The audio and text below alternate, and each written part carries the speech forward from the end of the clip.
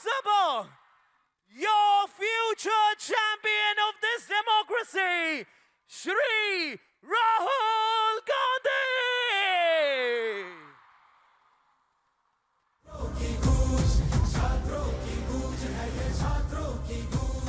हमें सुधारनी है गलतियां बिके हुए ईमान की, हमें उठानी है वो बात जो युवा के सम्मान की, हमें संवारनी है राह कल के हिंदुस्तान की।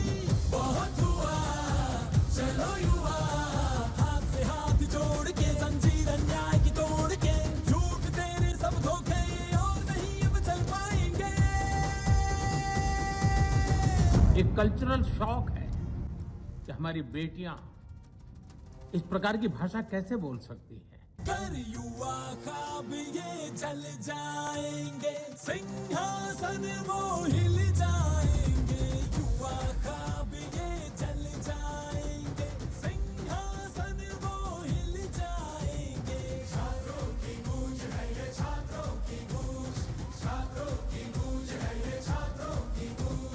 सिस्टम बदलने के लिए छात्रों की गूंज, शिक्षा व्यवस्था के लिए छात्रों की गूंज, देश के कल के लिए छात्रों की गूंज, तेरे और मेरे लिए छात्रों की गूंज। छात्रों की गूंज है ये, छात्रों की गूंज, छात्रों की गूंज है ये, छात्रों की गूंज। Please welcome Shri Rahul Gandhi.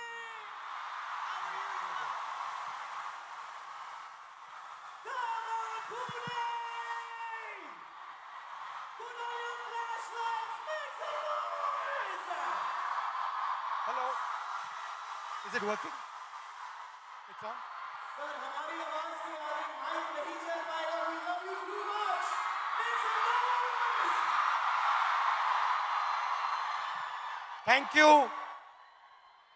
Thank you for this wonderful welcome in Pune.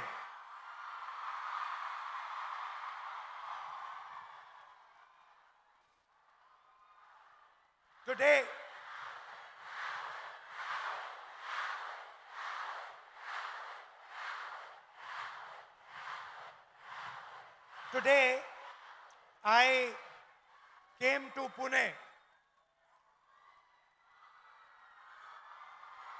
not to give you a lecture, not to tell you what I think, not to talk politics to you, but more to allow you to express yourself,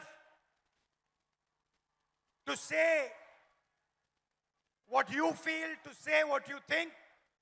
And what I've done is I've put a little framework, some ideas to allow you to think, express yourself. And we'll discuss some of these ideas with young ladies from the crowd this evening. So I'd like to first of all start by welcoming everybody. सबका मैं यहाँ स्वागत करता हूँ और पहली बार शायद मुझे बॉयज कम दिख रहे हैं या दिख ही नहीं रहे हैं और लड़कियां दिख रही हैं. The idea behind this evening is, as is written over there, break the cage.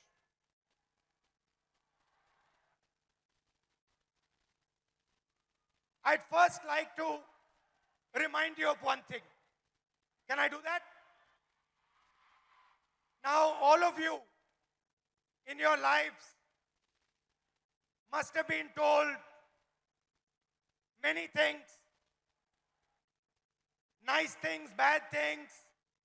Many of you must have felt scared. You feel scared sometimes on the street. You do. But I want you to remember one thing.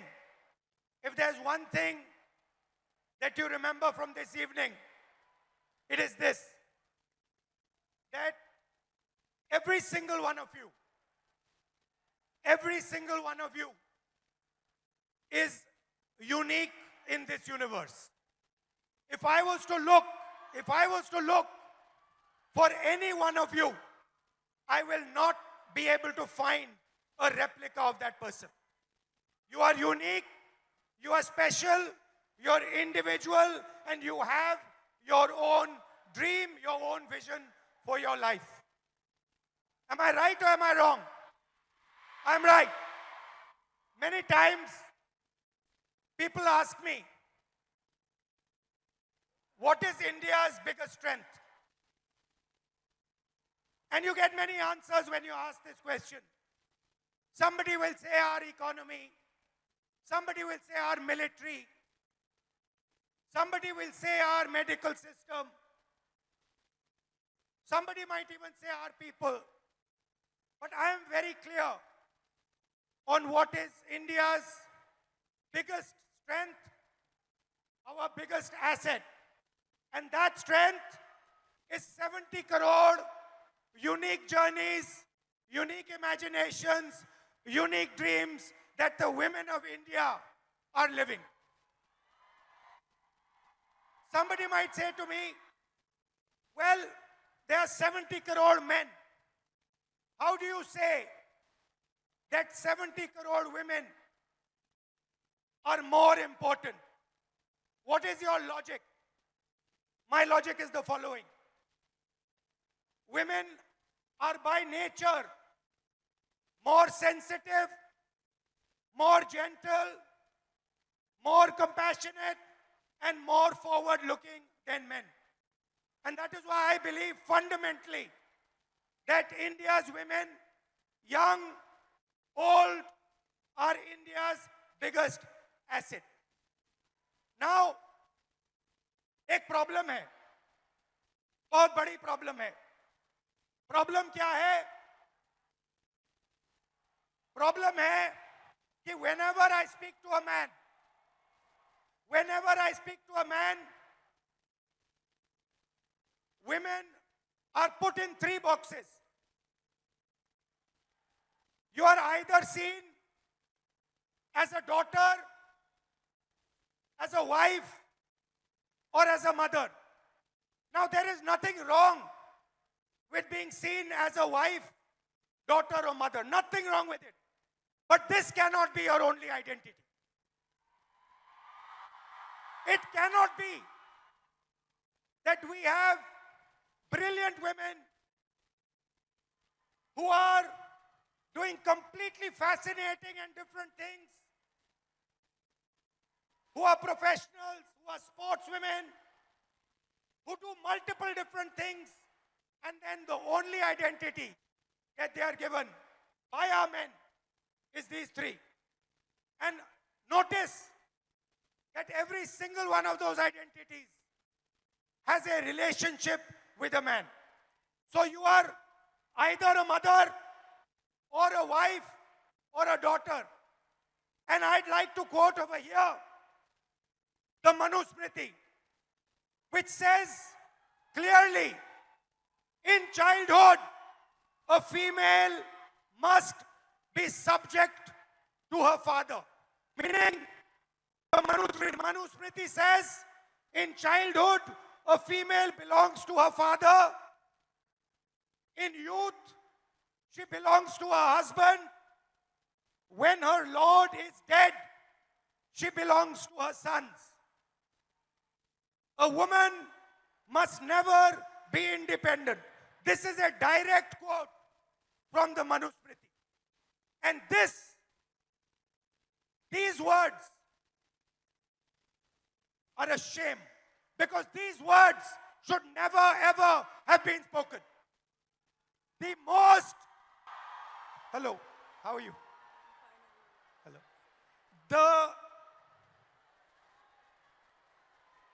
The biggest strength of this country is the fact that our women should be independent, should stand for themselves, should believe in themselves. You belong to nobody. You do not belong to anybody except yourself. You have a relationship with your father. You have a relationship with your brother. You have a relationship with your husband. You have a relationship with your son. But you do not belong to them. You belong to yourself. And I'd like to listen to you. Hello, थोड़ा sir. आपका opinion सुनना है, थोड़ा परिचय कीजिए अपना. Yes. Hello, I'm Advocate Rama Prasad Zavre. I have recently graduated. I'm a lawyer and I will be pursuing masters after this. I have noticed in the last 5 years that I spent taking my degree that women in my field are subjected to such stereotypes that my classmate would not be. They are given opportunities, networking opportunities, and even cases being handed to them only because they're men and they don't have a family. It doesn't matter if they stay home or not. Also, I have heard from my senior that it is a waste spending money on my LLM only because I won't be practicing and I will be raising a family, and it's really sad to see that my degree is just diminished to a point in my biodata. So how, when this happens, when you're in an exam at work and you're being told that you're a second-class citizen, that your degree does not matter, a man's degree matters, your degree does not matter, how does it make you feel inside? What do you want to say to India, to your friends here, about how you feel? Because I'm sure a lot of them also feel the same way. Definitely.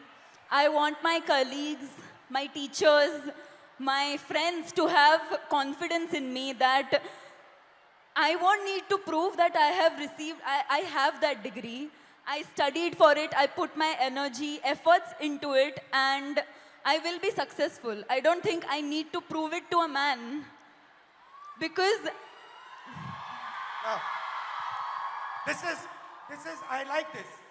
She's saying that why do I need to prove it to a man? Why does a woman 24/7 have to prove to a man that she is good enough? Fundamental question. Would you like to say something about that? Hello, my name is Jnaneshwari. I'm from Pune, Maharashtra itself. I completed my master's in culture, media and governance from Jamia University, Delhi. And I lost my father before 3 years. And after that, he got a cancer. After that, there was so much family pressure, society pressure, community pressure. My dad was a sanitary worker.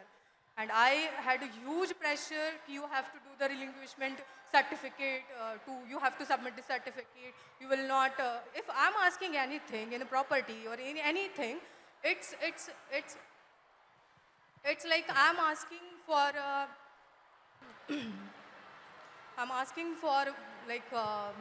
it's not my right. I'm asking for the घर में जो भी सारी चीज़ें हैं उसमें मैं हिस्से मांग रही हूँ, हिस्सेदारी मैं कर रही हूँ. As a woman, I'm asking for a हिस्सा. हाँ, और as a, like, if is any other man, if I have my brother and it's his right. But if I'm asking, it's मैं हिस्सा मांग रही हूँ. If your brother is asking, yes, it's his right. Yeah. And if you are asking, मैं हिस्सेदारी कर रही हूँ घर Your? में. मैं हिस्सेदारी कर रही हूँ. हिस्सेदारी. Okay. Yes. Again, now I'm come back from Delhi and like there is a huge pressure for a marriage, and guy want a girl who is look fair, educated, healthy, but he doesn't want the girl like me who wants to pursue her career. You're a very beautiful girl. What do you mean he doesn't Thank you. want a girl like you? Thank you. But they want a girl like me, but they don't want like a girl who is who wants to pursue her career in journalism, in PR, or any social where you connect with the people, or it has a social job. They don't want like girl like me. They want 9 to 5 girl who is doing office work. She will come back at 5. She will serve you She will cook for you. She will serve you food and everything. The girl like me who wants to go into the journalism field, who wants to go on the. But why would a man not be proud of a wife who goes out, works, is independent, is living her own vision, her own dream? Why is it that the man is uncomfortable with this idea. Then I think the man or his family would not be able to control on her. But why is this control so important for a man? Because always women treated as a secondary sex or human, they're not treated as an equal, or they're not treated as an equal human being or an equal citizen of this country, I feel. Do you think men feel they are superior to women? Yeah, definitely. Yes. They do? Yes, they do. So it's a mindset problem. Yeah, it's a mindset problem. It's a patriarchal problem. The way it's And you come into contact every day of your life with this patriarchy. yes, The roads are controlled by the patriarchy, yes, right? yeah. The businesses are controlled by the patriarchy. The school education system is controlled by the patriarchy. There is a caste hierarchy. Yeah. So how do you feel about this? Like, I just wanted to treat my education, or I wanted to look at my education it's a dignified thing. I wanted to treat myself as a human being, not as a secondary person or the citizen of this country. Do you get angry? Every day, You get every angry night. that what is yes, going yes. on? How is this Yes. happening? Yes, every day I got angry. Every night I started thinking about this, how it's like this. I'm educated. I completed my masters in Jamia. Still, I'm facing this. I'm an educated one. Still, I have to face this every day, every night, in every table conversation. It's every time it's like, oh, you are the girl. You will you are a girl. You will get everything. It's not about, oh, okay, you are educated. You have your own dreams. You have your own ideology. You can think. You have your own thoughts. It's not never like this. It's always like, you are a girl. You are good looking. So any man will get married to you and you will have a good life. Right. Yeah. Well, thank you. Yes. Thank you. Nice to meet you. Thank you so much. Thank you. So, we came up with the interesting word control. Do you feel that society tries to control you, men try to control you? In everything that you do? So,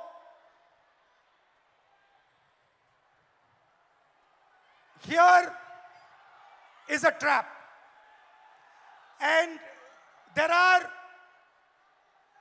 4 methods of control.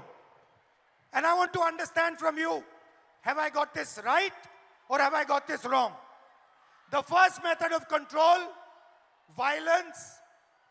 Second method of control, disrespect. Time is used against you. And in every single sphere of life, in some way or the other, men and the system is trying to control you, make sure that you do exactly what it wants. Agreed? And very interestingly, this oppression is disguised as concern. Ki we are very concerned about you. That is why we need to control you. Yes? Okay. So, let's discuss a little bit about violence. Let's discuss a little bit about violence. ये जो line है, कुछ हो गया तो, ये आप अपने को बोलती हो? बाहर जाएंगे तो कुछ हो गया तो?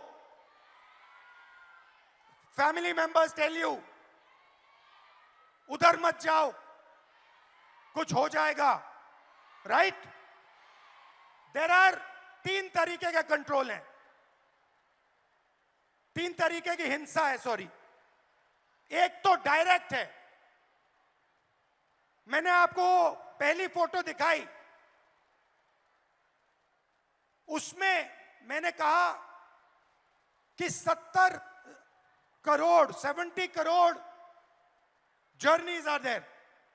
First thing to understand is before they are born, पैदा होने से पहले हर साल 4.5 लाख लड़कियों की हत्या होती है. That is the first violence, पहली हिंसा. दूसरी हिंसा, हरासमेंट। इस भीड़ में से 80% लड़कियों को कहीं ना कहीं हरास किया गया है। राइट? सड़क पे, बस पे, रेस्टोरेंट में, स्कूल में, कॉलेज में 80% महिलाओं को हरासमेंट किया जाता है। तकरीबन 30%, 29% महिलाओं पर फिजिकल वायलेंस होती है। घर में, सड़क पे मारा जाता है, धमकाया जाता है, पीटा जाता है। और फाइनल आंकड़ा अनबिलीवेबल, 100 में से 6 महिलाओं को हिंदुस्तान में रेप किया जाता है। 100 में से 6 महिलाओं को हिंदुस्तान में रेप किया जाता है। यह हुई direct physical violence. Violence of opportunity, 50% महिला एजुकेशन या काम को रिजेक्ट करती हैं सेफ्टी के कारण। हिंसा से बचने के लिए 50% महिला एजुकेशन बंद कर देती हैं या फिर जॉब छोड़ देती हैं।